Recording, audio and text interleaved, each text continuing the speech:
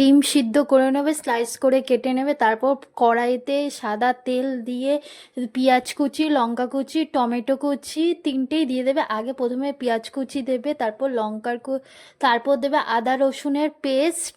আদা রসুন যদি কেটে দিতে পারো ভালো, কুচি কুচি করে। তারপর টমেটো কুচি, লঙ্কা কুচি।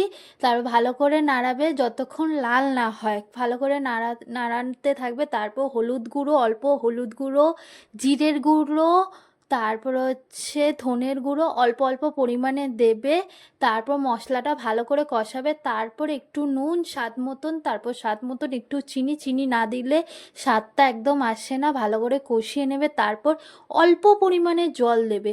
যতক্ষণ জলটা না শুকোচ্ছে ততক্ষণ নেড়ে যাবে।